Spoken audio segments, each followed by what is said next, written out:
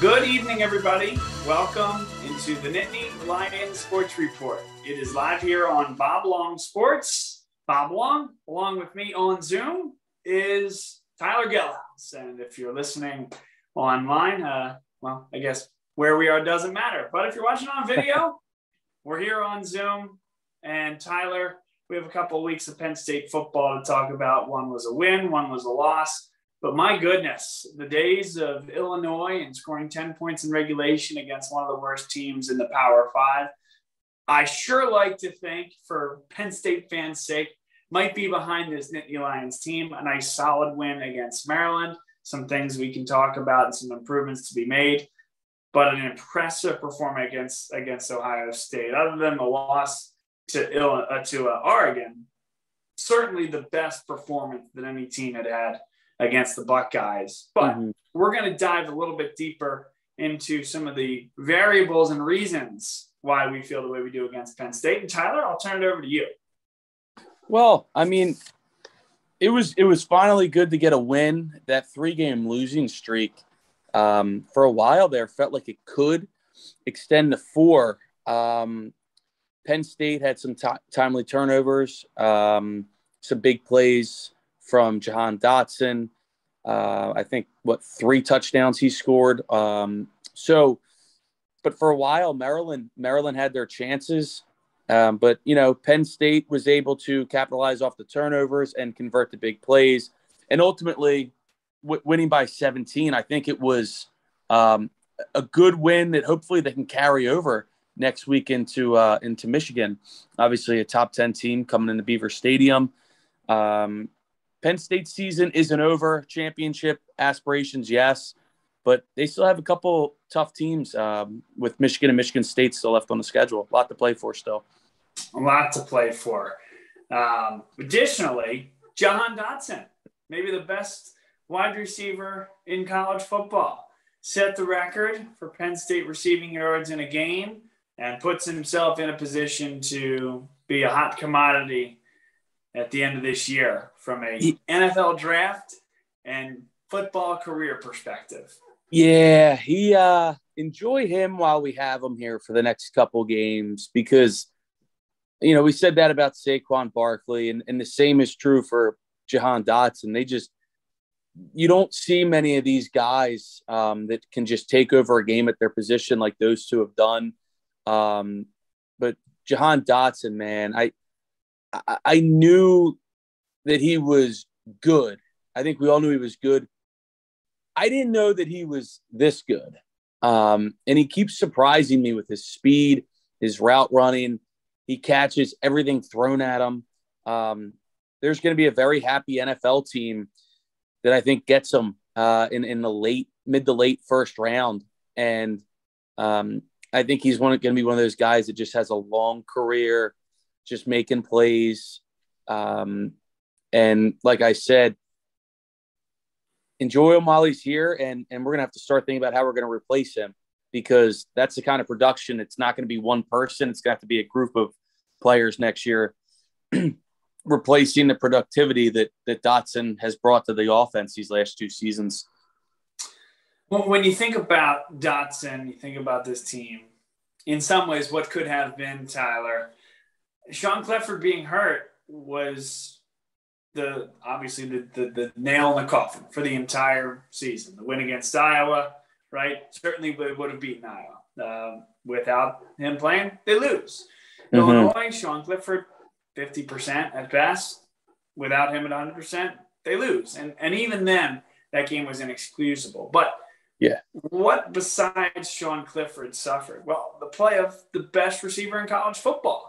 Right? When it's either Taquan Roberson unable to get the snap off at Iowa or Sean Clifford unable to move in the pocket, unable to take off running, and Illinois able to commit more in the secondary because, hey, if Sean Clifford's not able to move and Penn State can't run the ball against our front four, great. We're going to drop guys back and force a quarterback that, 1, isn't 100%, 2, can't move, to throw the ball into even tighter windows when he's naturally not going to be as mechanically sound and thereby accurate. So, when you say Sean Clifford wasn't 100% in the past, the guy that suffered maybe the most in those games is Jahan Dotson and his performance against Ohio State And Maryland, I think, serves as good an example as you can find as to that. Yeah, I mean, Iowa and Illinois were Dotson's worst statistical games of the season. And as you said, look at the quarterback situation in those two games, and that pretty much that explains it all. And I know Ohio State was going on 2 weeks ago, but Dotson made incredible plays in that game, and and a healthier Sean Clifford. Let's not forget, Penn State was really in that game all the way up until the end. They had their opportunities. A couple of calls didn't go their way. But they were in that game. That was a very winnable game, and large part due to Clifford and Dotson. Because without Clifford, you really don't have a Dotson. And thank God they were able to play, and we saw them, put on a show again on Saturday against Maryland, and hopefully we see an effort like that again this week, if they have any plans on beating Michigan. Mm-hmm.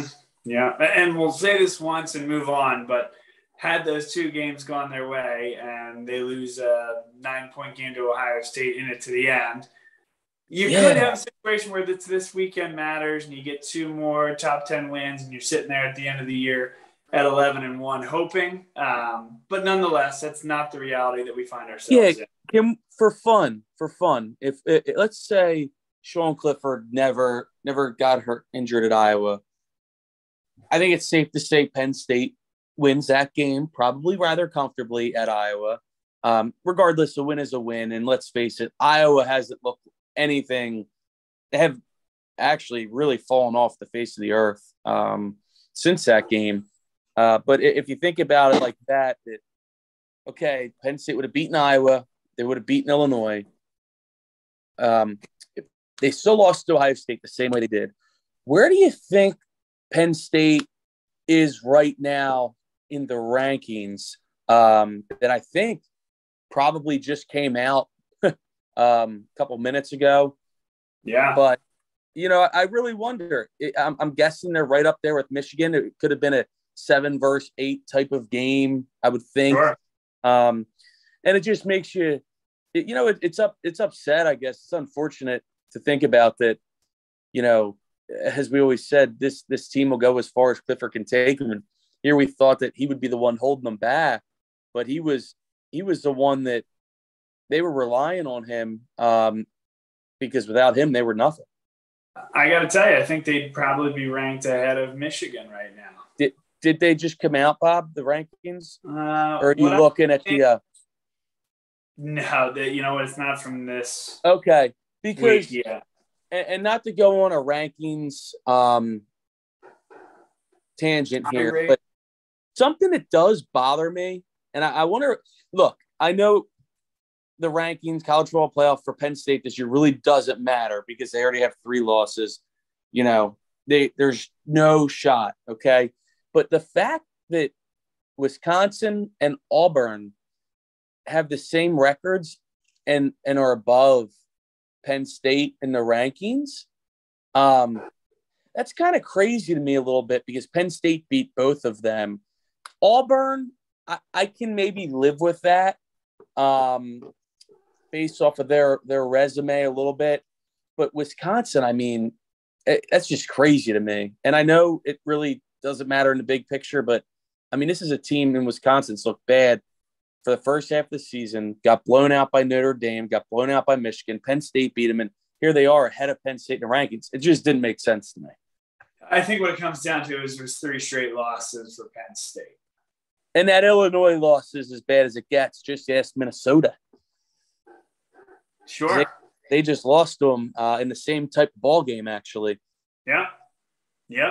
And at the end of the day, it doesn't really matter. But Right. But, I mean, Penn State didn't win a game in the month of October. Well, they beat Indiana, but that was it. Was that the 2nd? October 2nd.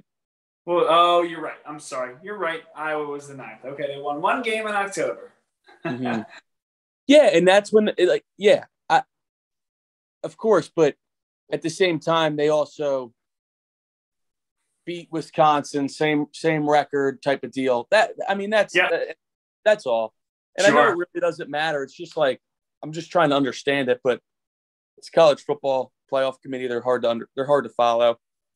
Yeah, listen, if there's one thing you want to take umbrage with, it's Cincinnati being ranked at number 6 last week. I mean, why is Ohio State any better qualified than them so far this year? Well, that's a good question. And unfortunately, we'll never probably have the answer, but I think Cincinnati's still going to have a chance. Looking at Ohio State, they win out, other teams will lose. Because Ohio State, let's not forget. I mean, Oregon, as you said earlier, beat them this year. Oregon, if they both finish, Oregon and Ohio State with the same record, both conference champions, you would think that they would put Oregon in over or ranked higher than Ohio State. Now, Ohio State still has a couple tough games. They have Purdue this week. They have Michigan State, and then they have to go to Michigan still. So, and I think out of all those games, I think the Big Ten championship potentially could be the easiest one of them all. But still, they have 4 relatively tough games coming up, and I think there could be a loss in there that could shake some things up.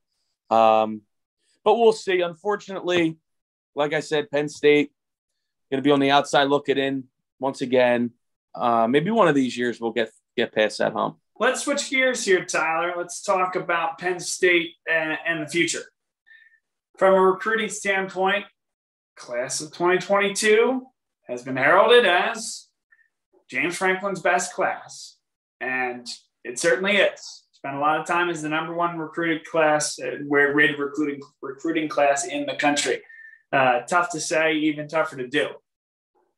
Drew Aller in Ohio, spiking up the rankings, and now the top-rated quarterback in the country. Nick Singleton, top-rated running back in the country. You have another big-time quarterback in Bo Beulah, who just might lead Central York to a state title appearance on the western side of the state there, on the western side of the bracket. Let's talk about those 3 guys. What they bring, I would call them the linchpins of this recruiting class. And yes, both of those quarterbacks I'd throw as the linchpins of that recruiting class. What do you see when you look at this class of 2022 class? Well, first of all, when I think about the 2022 class, I hope that we can hold this. Penn State can hold this together through signing day, early signing days coming up in December. Obviously, we've continued to hear rumors about James Franklin leaving LSU, USC. I think those rumors have kind of quieted down here, but you never know. So, can I add one comment there before we move on? James Franklin has his weekly radio show in State College and takes questions from fans. And I think it was the week before last. Maybe it was last week now. A fan asked James about, probably in that Pittsburgh ad, hey, Mike Tomlin said he turned the job down right away. Why can't you say it like that? That's a horrible Pittsburgh accent, by the way. Yins. And James gave arguably his most thoughtful and revealing response on the issue, basically saying that this is an issue he doesn't like. He hopes to have this uncertainty alleviated shortly, and basically that the ball is in someone else's court. He's sort of said that after practice one time in a media scrum, but that was the most revealing answer he's had. And so what does that tell you? It tells me, all conjecture, tells me that he wants to say that he's having conversations with Sandy Barber and that they're trying to work out an extension, most likely something that creates more revenue for his assistants, right? A bonus pool for assistants, as well as additional upgrades to the Lash building and related football facilities. Right. That sounded like the most positive answer we've heard yet. Yeah. I mean, I think you're probably right. kind of been whatever about Franklin. But, I mean, the man can recruit. And college football, a big part of the game is recruiting. And, you know, say what you want about the on-field stuff. I know it, you know, losing to Illinois, all that. But you when you have a class headlined by those three guys, and really headlined by Drew Aller and Nick Singleton, it would really stink to have Franklin leave and not be able to retain those guys in your class, because Drew Aller, at the very least, I believe, is a program changer at the quarterback position. One that Penn State fans, coaches have waited for a while now. Listen, Trace McSorley since Christian Hackenberg. Right. I mean, you got to be careful. Yeah, I know they're quarterbacks, but yes, nobody had any concerns about Hackenberg coming in either. Right, but under James Franklin recruiting, Trace McSorley and Clifford have been the two biggest hits at the position. There's been a lot of misses, and that's going to happen at that position because there's only one quarterback. But this, I'm telling you, Drew Aller, I mean, they're hyping him up to be the guy that could potentially get Penn State over the hump. And you put him in the same backfield potentially for 3 years. And I say 3 years because I believe Drew Aller and Nick Singleton are that good, that talented, that everything goes their way. They stay healthy. They play to their potential. They're probably leaving college early. Here we are in 2021 talking about this. In 3 years or so, they could be out the door looking at first-round potential draft picks. And I just think it's a very exciting duo to have as your quarterback and running back potentially combo for the next couple of years. Okay. My response, slow down. 3 years and two first-round draft picks, a quarterback and a running back? No, I nowadays, if you get picked in the second round or even the third round as a running back, you're leaving early. Sure. So what I'm trying to say is there's a good chance that these guys are playing early. They're gonna be 3 years and out. I mean, even Miles Sanders was 3 and out. And he only started for 1 year. Who's to say that Drew Aller wins the job over Bo Pribula? I'll say it if you would have put me on the record. No, they're both enrolling early, which is really good. Arnie thinks so as well. My dog. I don't know if you can I agree with Arnie. Aller!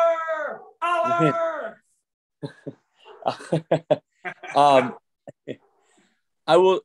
They're both enrolling early, Bob, which is huge in January, because we're still not sure what Sean Clifford's going to do.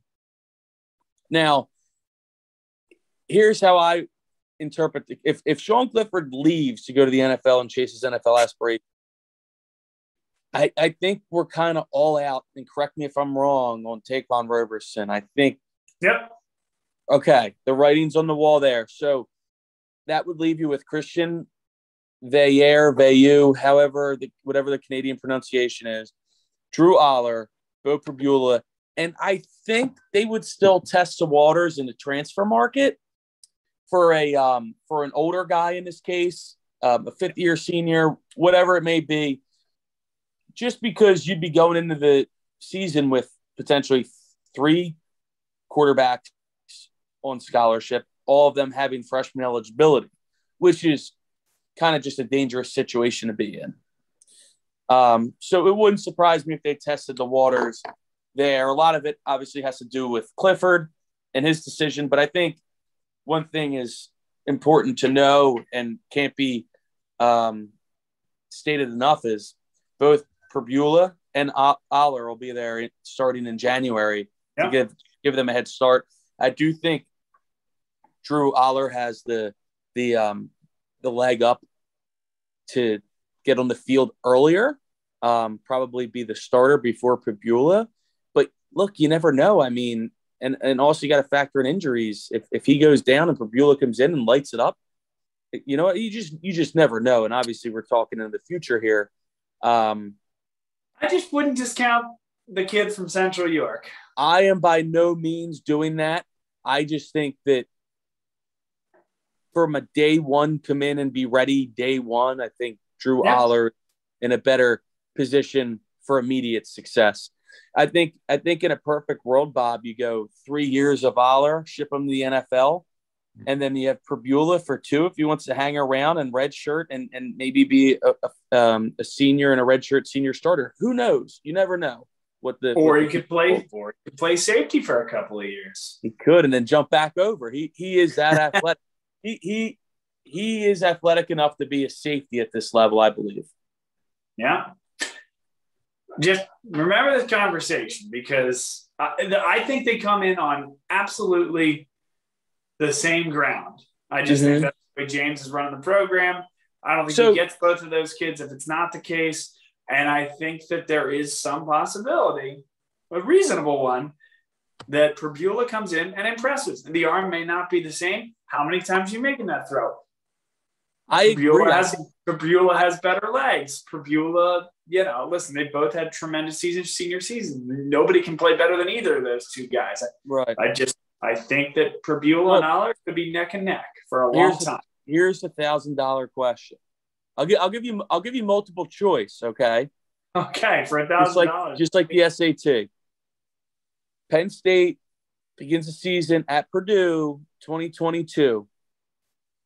Your starting quarterback is Sean Clifford, B, Drew Aller, C, Bo Pabula, D, Christian Veillere, or E, none of the above. Sean Clifford. Okay, so you're going with Clifford coming back. Yeah, I mean, if you're saying right this instant, yeah.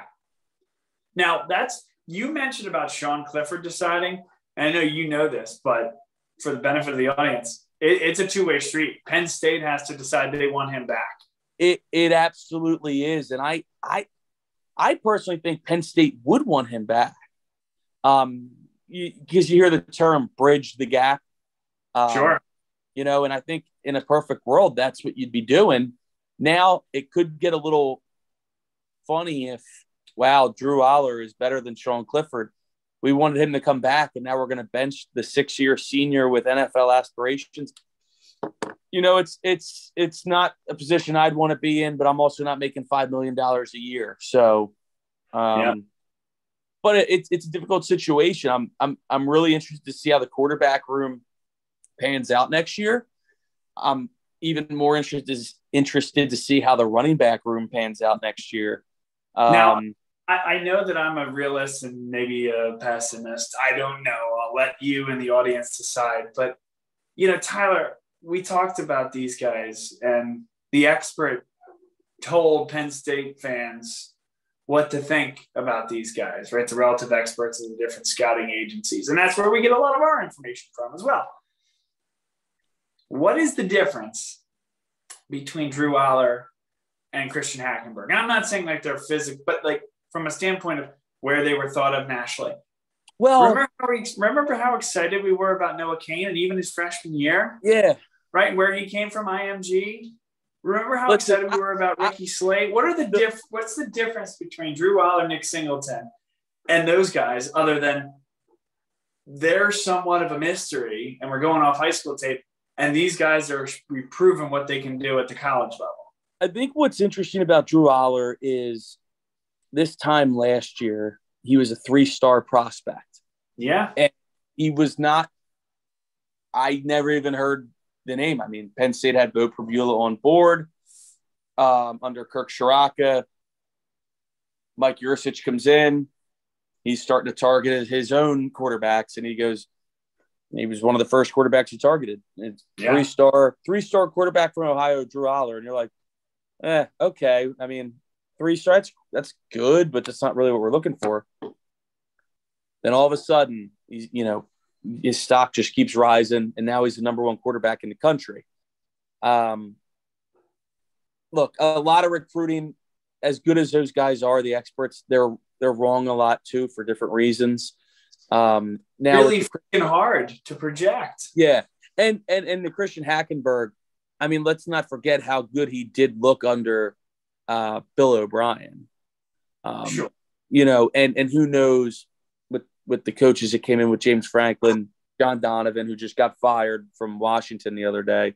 Charlie Fisher, right? Was that time frame as well? He may have been. I think Fisher was under O'Brien. Yeah. So, look, I mean, you never know. You never know what goes into that part of it. But no, I mean, there's busts all the time, but a lot of times these guys hit for their projection.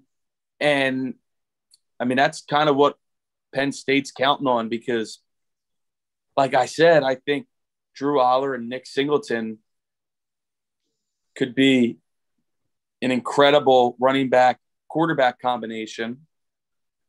And I'm not here telling you it's going to be Trevor Lawrence and Travis Etienne at Clemson, but that's the kind of backfield that I think it could resemble when you have two guys that are the same year or whatever, start 1 year apart, but starting a ton of games together for a lot of years. I get it. You know, so that's kind of what I'm getting at and what I'm hoping for, but that's obviously the dream scenario. Mm-hmm. At the end of the day, they've maybe not had the top quarterback. They definitely haven't ever had the top quarterback, but they've had some of the best running backs in the country. And you know what? Saquon delivered. And he wasn't even that guy, by the way. Yeah. He wasn't even that guy in high school. No. Miles Sanders was, and he turned out to be, and that's great. He was the number one running back coming out. But there's been enough guys that haven't made it that if you're telling me it's these two guys, I'll say maybe you're right. It's just things happen. I totally agree with you. I mean, I think the running back recruiting has been awesome under Ja'Juan Seider. The problem has been production. And I mean, you look at some of the. It's funny. Out of all the running backs that Penn State has had, I'll even go before Ja'Juan Seider a little bit. To Charles Huff, Barkley, but the best running backs weren't the guys from Florida. They were the guys right from Pennsylvania. It was Saquon Barkley, Miles Sanders, Journey Brown, and no knock on the guys from Florida that Ja'Juan Seider has been getting, the guys like Noah Cain, Kevon Lee, Keziah Holmes, who we still haven't really seen. They've all been big-time recruits, but it's been the homegrown boys that have been getting the work done. And, you know, it's just kind of – I don't know what's going on with the running backs because we have, you know, 5 4-star or better guys back there, and we just can't we can't get anything going all year on the ground. Right. I mean, you know, we've talked about Noah Cain's recovering from injury. I mean, he has not looked like the same back since his freshman year. And, you know, John Lovett, we really haven't seen much of him this year, the transfer from Baylor. We're not going to see him next year. It's his last year eligibility. Devin Ford, you know, I think he is what he is at this point.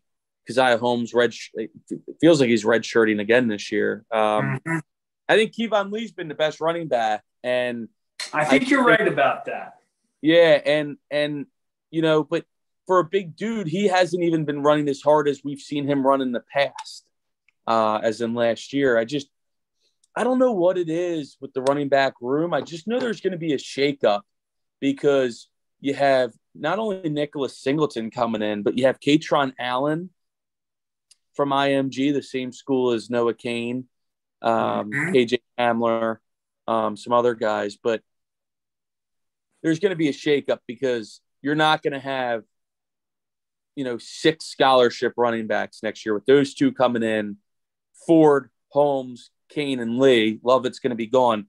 You're really only looking at, you're going to have 4. So I think you might have 5, but I think there's at least 1 and probably 2 total that elect not to come back that have eligibility. And I don't know who they're Sure. going to be, whether it's transfers. I can't imagine it being to go to the pros. I mean, I know Noah Kane has always been three years and wanted to go to the pros, but that's I don't think so for him right now. So it'll be interesting because I think Nick Singleton can come in and flip that room upside down and provide a spark.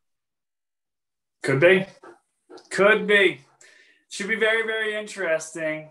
Maybe on a future show we can talk about the defensive guys, because there are three guys, Ken Talley, Keon Wiley, and Abdul Carter, that have the chance to be edge rushers at an extremely high level.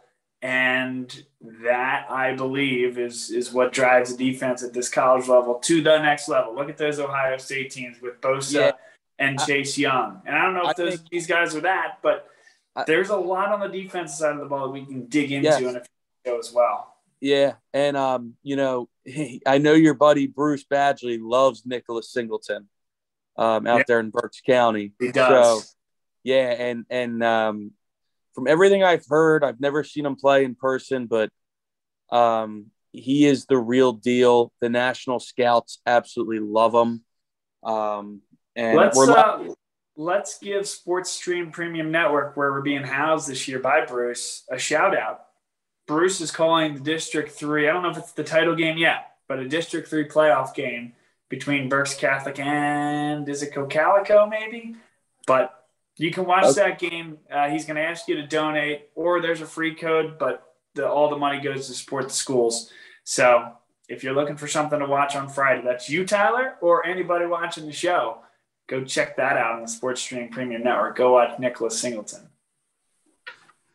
Yeah, and I'm like I said, I'm really looking forward to seeing him these next couple of years in the Penn State backfield, because they're lacking that do-it-all running back that we had with Barkley, Sanders, Journey, Brown. It'll be a nice change up from the power guys that we've been seeing now. So hopefully that the Aller Singleton campaign can get started pretty soon here. Hopefully so. Hey, before we get out of here, we should talk a little bit about Michigan, Penn State. I get that there's no college football playoff on the line, but not for Penn State, at least, but maybe for Michigan. I get, no chance. But I got you. Yeah. Well, if they win out, I mean, yeah, they won't. But I know, probably not. But if they do, sure. Then if they do, then sure. And God, I hope they don't, because I hope they lose on Saturday. Yeah. In the first ever helmet out, or whatever the hell they're calling it. How stupid is that? I mean, and they announced it after losing 3 in a row. Just go to the game at this point. I mean, I'm all for school spirit, but Penn State does a great job. Just do another what? Why do we need one blue stripe through the center? Well, I think they're trying to get cute. I think they're trying to get cute. I mean, they did the stripe out. They do the white out. Look, I think it's just something that they want to try, but I don't understand it. Other than that, I don't know. Yeah. There was a lot of time for ideas. I just want to win. Just win the game. There was a lot of time for ideas to breed and fester over the 16 months of COVID and last year being no fans in the stands. What if we did a helmet out? Oh, that's a great idea, Billy. Yeah, exactly. But no, listen, I think that Penn State, we're not doing formal picks of all the other games like we normally do, but it was pretty much straight up, right? I think Penn State was a 1-point favorite to start the week.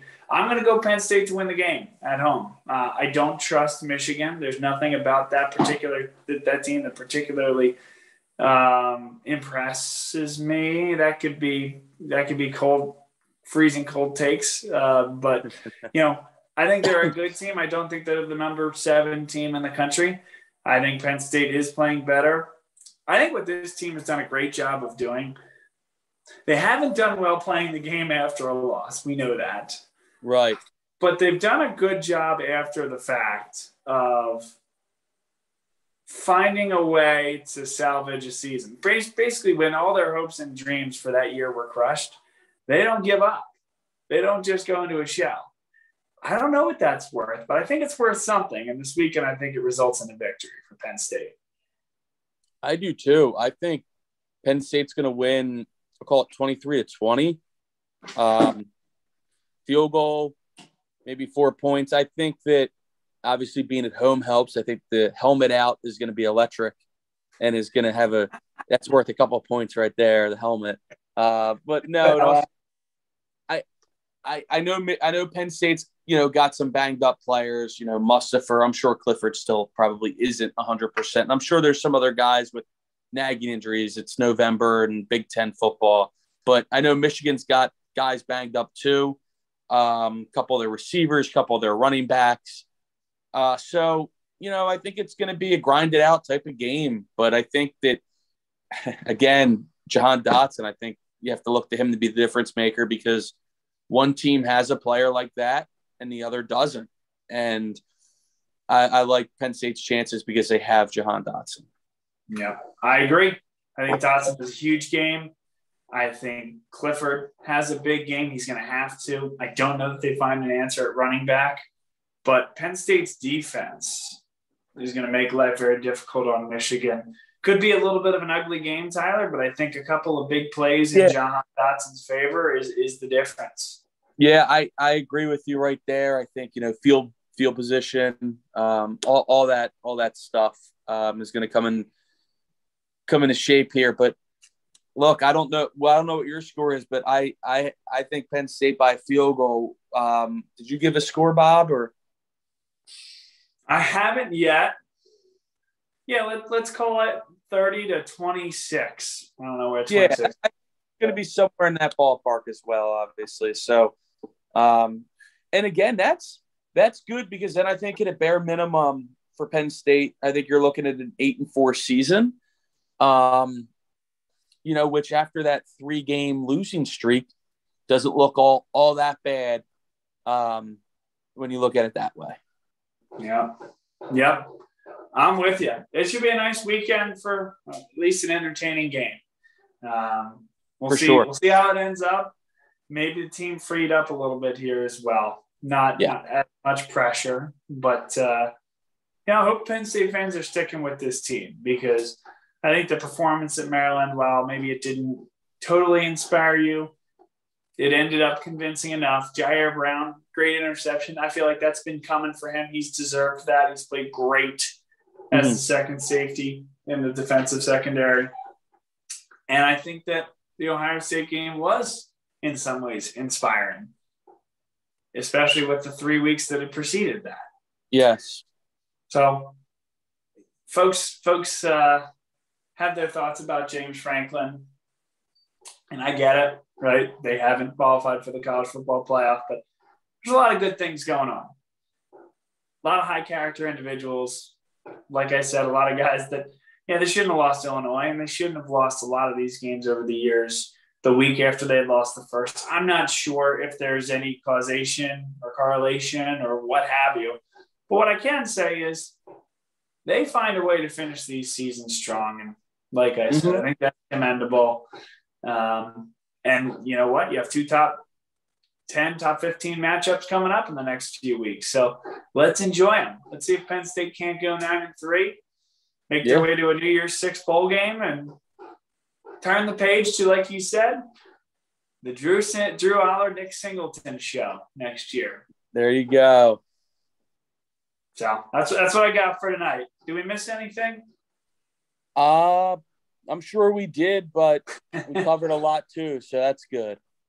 Yeah, we'll talk about the rest next week. Maybe we can carve out some time to talk about those 3 defensive guys, and there are several others that we should hit on the recruiting, defensive side of the ball. Absolutely. Yep, that sounds good to me. Cool. Hey, he's Tyler Gelhaus. I'm Bob Long, saying so long here from the Nittany Lions Sports Report. Enjoy the football, everybody, and we'll see you next week. Same time, same place. Dunphy Ford is Mayfair's neighborhood Ford store. Nobody knows your neighborhood like Dunphy Ford. Nearly 40 years. Right here on Frankfurt Avenue. Generation after generation. Our neighbors continue to be our customers. We have access to the cars and trucks you want with financing you need. Dunphy Ford is Northeast Philly's first choice for America's #1 brand. 7700 Frankfurt Avenue in Mayfair. Online at www.dunphyford.com. Come experience the Dunphy difference. You'll be glad you did.